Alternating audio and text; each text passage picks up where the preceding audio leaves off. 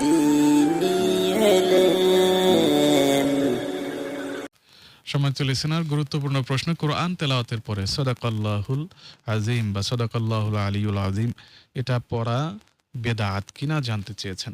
দেখুন, কোরআন মাজিদ তেলাওয়াতের পরে এখানে ওলামাই কেরামদের মাঝে যে মতবিরোধ বা মতভেদ পাওয়া যায় সেটা হলো অধিকাংশ ওলামাই কেরাম বলেছেন যে কোরআন তেলাওয়াত শেষ, ব্যাস থেমে যাবেন, সাদাকাল্লাহ বলার প্রয়োজন নাই। আবার অধিকাংশ ওলামাই কেরাম দের মধ্যেও তো এখানে কেউ কেউ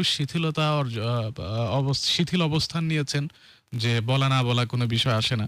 আবার কোনো কোনো ওলামায়ে কেরাম বলেছেন যে কোরআন মাজিদ যেহেতু শেষ হয়েছে সেহেতু সাদাকাল্লাহুল আলিয়ুল আজিম বা সাদাকাল্লাহুল আজিম এটা বলা যেতে পারে। এটা কোরআন মাজিদ তেলাওয়াতের একটা সৌন্দর্য।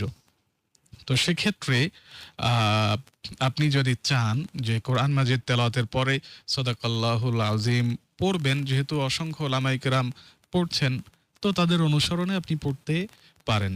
তবে আপনি যদি চান যে পড়বেন না, সেটাও পারেন, আপনার একান্ত ইচ্ছা। যেহেতু ওলামায়ে কেরামের মাঝে দুইটা মত পাওয়া যায়, কেউ মতামত হ্যাঁ বলেছেন, কেউ মতামত না বলেছেন।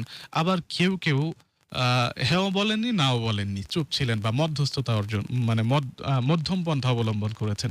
তো এই ক্ষেত্রে এটা আপনি যে কোনো একটা পথ আপনি বেছে নিতে পারেন।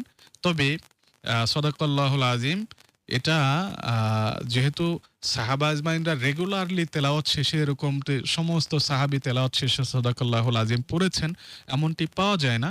ফলে আমি মনে করি না পড়াটাই ভালো। তবে আপনারা চাইলে আপনারা ওলামায়ে কেরামদের একাধিক মত থাকার কারণে যেকোনো একটা মত গ্রহণ করতে পারেন।